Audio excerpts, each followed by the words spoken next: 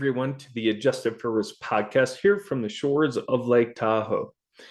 It's no secret that financial markets have been on a wild ride the past few weeks and in the past few months.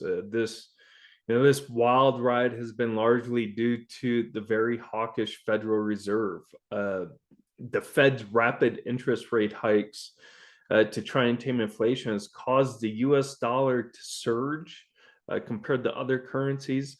The steep interest rates hikes have pushed bond yields to levels that we have not seen since 2018 and really increased bond volatility.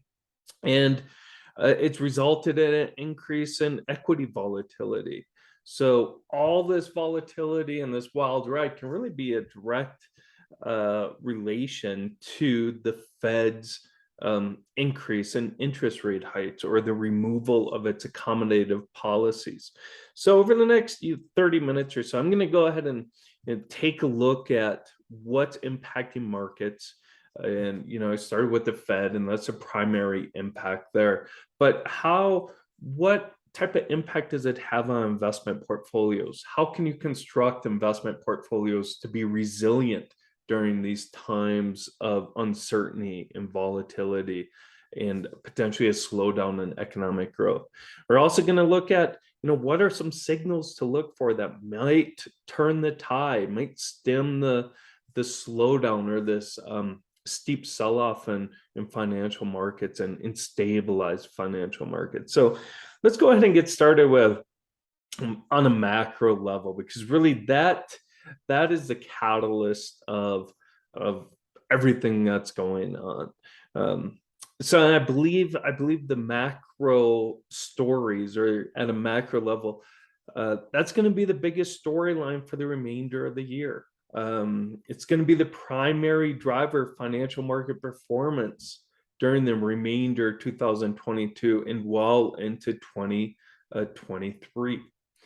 Actions from central banks and comments from officials combined with inflation are currently driving market performance. It's no secret. And that's going to continue into 2023. Just think about this for a second. Central banks around the globe have, erased a decade's worth of accommodative monetary policies, really in a matter of 6 to 9 months. These steep increases in interest rates, has marked the fastest pace of interest rate hikes in 4 decades. And the Fed is not done. Even after 3 straight 70 basis point hikes. Its target Fed funds rate now is north of 4.5%, which implies the Fed is going to hike rates another 150 basis points in coming months. So regardless of the pain it will cause the economy and unemployment, the steep pace of interest rate hikes has also caught the attention of the United Nations. A recent report earlier this week states that the agency is calling on the Fed and other central banks to halt rate hikes as it risks pushing the global economy into a recession, followed by prolonged stagnation if these central banks around the globe continue to raise rates at this very steep pace. Okay, so the Fed has made it no secret that they're going to cause pain, and more pain is needed to tame inflation. And this very swift monetary regime change over the past 9 months has had a significant impact on financial markets. Think about this for a second. The Fed's forecast for their Fed funds rate back in December 2021 for the end of 2022 was 0.9%. So back, less than 12 months ago, they were forecasting their Fed funds rate was going to be less than 1% at the end of this year. Now, the Fed's forecast for the Fed funds rate is now 4.4% by the end of 2022. That is a stark difference from the 0.9 forecast less than 12 months ago. So when you consider the Fed has made a dramatic change in its own forecasts and markets have had to contend with it, if there is one thing we know about markets is that it does not like uncertainty.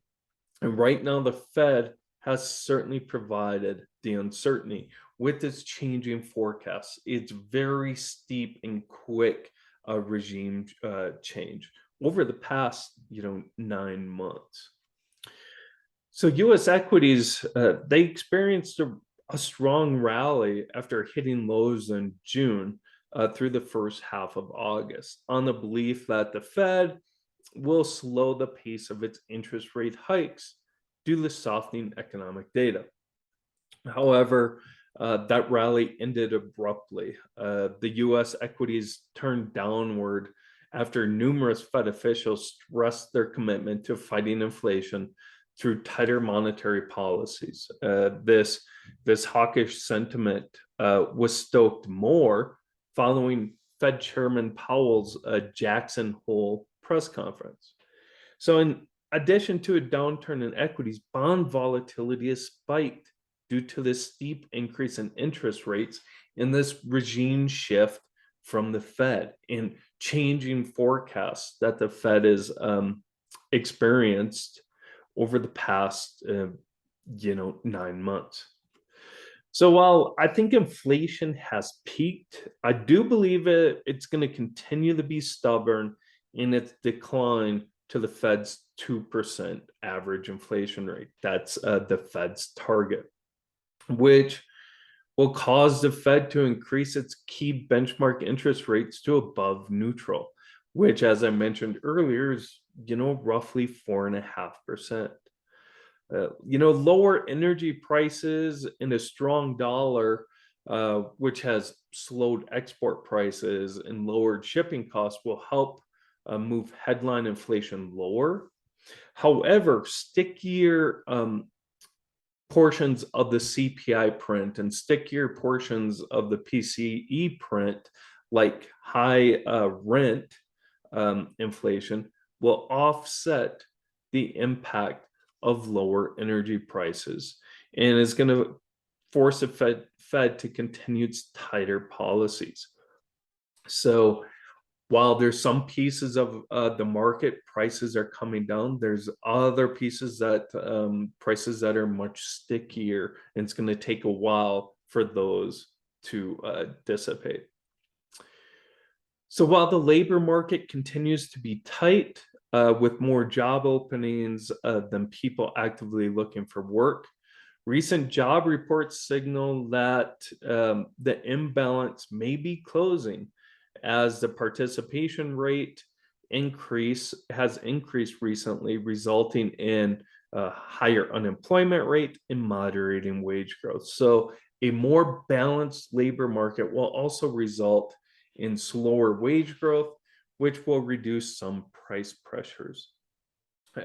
So while I think inflation will come down, it's still going to be a slow decline to that 2% target, which is going to continue to force the Fed to be tighten monetary policies. The Fed's 3 consecutive 75 basis point interest rate hikes and statements have driven financial markets and will continue to drive markets moving forward, which will result in a turbulent last 3 months of the year. I do think, however, the Fed is going to start slowing its interest rate hikes moving forward. I think we've seen an end to the 75 basis point hikes that we've seen the 3 previous meetings. I think moving forward, you're going to start looking at more 50 basis point hikes, 25 basis point hikes. The Fed is going to be more sensitive to softening data.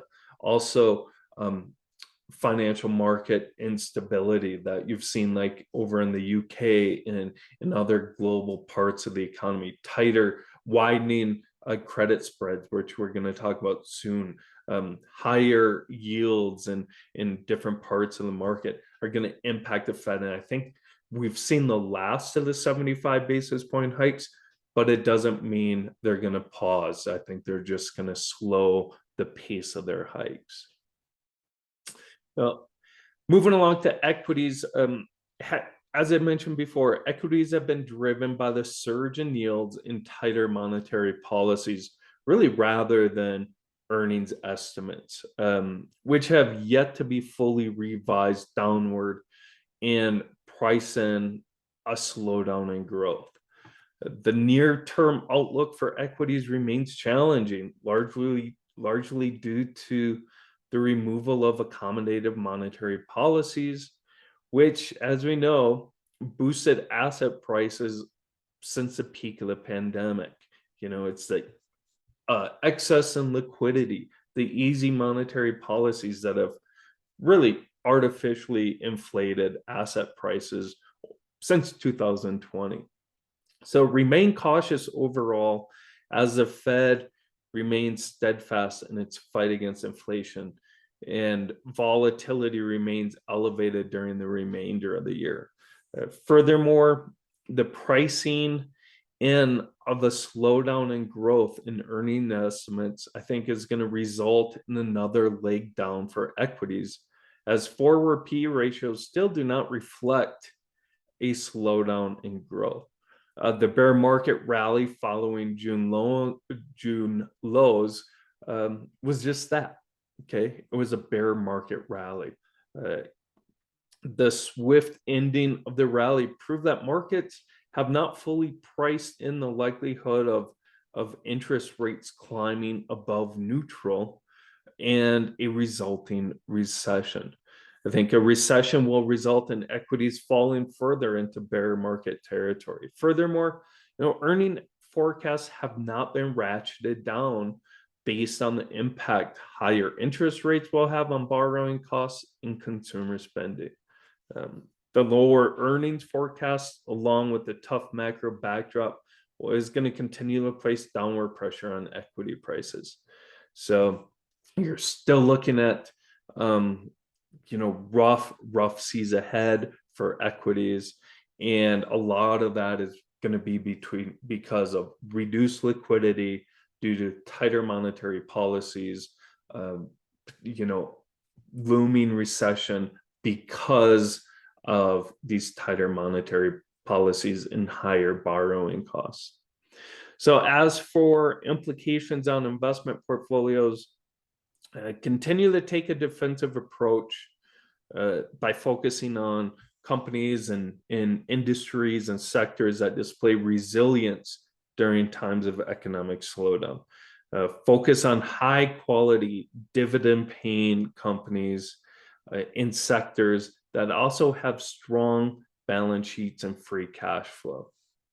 Furthermore, look to short duration stocks, or when we talk about duration, we always relate duration to fixed income or bonds, but it's also can be related to stocks. So short duration stocks are stocks that distribute more of their cash flows to investors in the near term versus the long term. Some sectors worth considering are consumer staples, pharmaceuticals, and then for those your more conservative investors, look to utilities. So with that being said, volatility and near-term challenges will provide long-term opportunities for investors. Investors with longer time horizons and who can stomach the ebbs and flows of the market will find opportunities to increase exposure to historically more expensive sectors like technology or consumer discretionary sectors. As the market continues to fall, it's going to provide potentially a great opportunity for investors that have been worried about getting in over the past 2 years because of higher prices. So while the market volatility will present opportunities, it's going to be important for investors to take a big picture approach to their investments and do not make big wagers one way or another. And at the end of the day, stay true to their investment objectives. So when looking for indications of the market downturn may shift, momentum may shift, and we might maybe start, the bear market may end, or a bottoming might be in process. Look for signals that the Fed may pause or pivot its interest rate hikes. That's the key. You can start by looking for a material slowing in inflation pressures, which may give the Fed reason to pause its rate hikes. Furthermore, in the near term, earning estimates will be revised downward. I already talked about it previously. The higher borrowing costs, higher interest rates are going to impact consumer spending. So earnings forecasts are going to come down.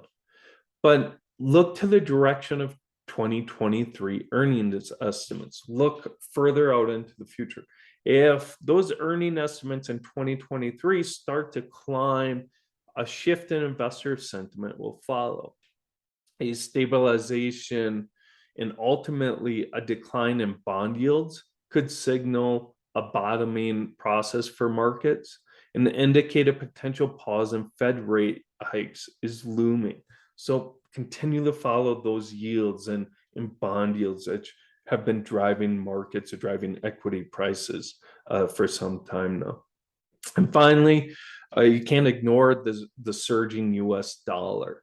So look at the dollar. A softening US dollar also indicates a bottoming process, as it would ease global financial conditions, indicating also a potential Fed pause and support a potential market rally. The US dollar has caused a lot of heartache overseas for other currencies, but also within US borders, as roughly 40% of US earnings come from overseas, or 40% of US revenues come from overseas. So a strong dollar really hinders US company earnings. So look at the US dollar stabilizing and even softening when you think about equities hitting a bottom. So while US equities face challenges, the challenges that European equities face are much stiffer. Investors in European equities, they face the same tighter monetary policies that we face here in the US, because the ECB and other central banks around the globe, they're going to continue tightening policies also in order to try and tame inflation. While the more restrictive policies are sure to slow economic growth, that potential looming energy crisis due to the indefinite shutdown of the Nord Stream 1 gas pipeline will place additional pressure on the European economy and subsequently equity prices. So the growing risks have been evident in currency markets as the US dollar really has surged versus the euro, British pound, and Japanese yen. So as the US dollar strengthens against those other currencies, really it's going to put additional pressure. It shows you the risks that these foreign countries face. And it also shows you that the US dollar remains a safe haven for foreign investors, especially during times of crisis. So in fact, these central banks around the globe, starting with the Bank of Japan, they've started to intervene and try to stem the fall of their domestic currency versus the US dollar. So that's what they're pressured with as assets flow to what is considered a safe haven in the US dollar, putting pressure on these foreign countries. Similar to developed foreign markets, I remain very cautious on emerging markets, really in large part due to the surging dollar and slowing global economic growth due to tighter financial conditions. Additionally, you always must be aware of the ongoing geopolitical concerns, like the continued tensions between China and Taiwan. Geopolitical concerns are usually one of the primary risks when investing in emerging markets, and that's no different today. So I mentioned before about fixed income. It's been a wild ride for fixed income investors, but one that was really needed as yields are now reaching a point where some may consider them attractive. Bond market volatility has surged recently as the Fed continues to unwind its decade of historically accommodative monetary policies, which resulted in historically low yields. A decade of very accommodative monetary policies has been unwound over the course of about 6 months due to the Fed's rapid rate hikes. And that has included three straight 75 basis point hikes and has led to a spike in bond volatility. Like I mentioned before, this steep increase in interest rate hikes from the Fed is the steepest or the quickest pace in 4 decades. So when you consider that pace, it's going to negatively impact fixed income and really spike in volatility, and that's what we've seen. And it's clear that the Fed is not done raising rates, and this will continue to put pressure on bond prices. So despite all the pain, and there's been a lot of pain, particularly for investors with shorter time horizons, this sell-off has been much needed. You feel bad saying it because of the pain that it's caused, but the sell-off has been needed to boost yields that have been at historically low levels since the great financial crisis. And in fact, for a good portion of the time, that decade, a lot of sovereign debt was negative yielding. So we needed to go through some of this volatility and this painful ride to normalize yields. It's been a painful ride, but bond yields have started to normalize, which will provide income-starved investors some relief in the way of more conservative investments offering attractive yields. So now investors, rather than increasing risk in their portfolio to find yield and income, now they can go back to more traditional asset classes, maybe eventually some treasuries, some investment grade bonds, higher quality fixed income that are now producing attractive yields, say 4%, 4.5%. So additionally, credit spreads have started to widen as the strength of the economy has weakened and liquidity has shrunk. So like I said, bond prices will continue to feel pressure due to higher interest rates. However, there are some parts of the bond market that are becoming very attractive. For example, investment grade bonds are yielding some cases between 4.5% to 5.5%, which for those income starved investors is very attractive. While high yield bonds are offering what some probably think is very attractive, a 9.4% yield, that credit spread of roughly 5.4% is not yet attractive enough when you consider the default risk due to a slowing economy. And you have that default risk, but then you also have investment grade bonds or higher quality bonds yielding potentially 5.5% on a broad basket of high quality investment grade offerings. So, when you consider all those factors, maybe that over 9% for high yield bonds isn't quite there yet for some investors where it's appealing enough. So it's time, I think, still to be patient on the riskier parts of the bond market. So with that, again, I mentioned it earlier, continue to focus on the big picture, your investment objectives, your investment goals. Stay true to your investment plan or your financial plan. Don't make too big wagers, but if you have cash on the sidelines or some liquidity, it's a great opportunity to take advantage of some of these lower prices or some of these beaten up names if you've got 10 to 20 years before you need the money. So with that, thank you all for listening, and I really hope the rest of you have a great rest of your week. Just a reminder, you can watch and listen to the Adjusted for Risk podcast on our Adjusted for Risk YouTube channel, as well as on Spotify and other podcast distributors. You can also find additional content on A Wealth of Insight from 6,237 feet website. So with that, thank you all for listening, and I hope you all have a great rest of your week. Thank you.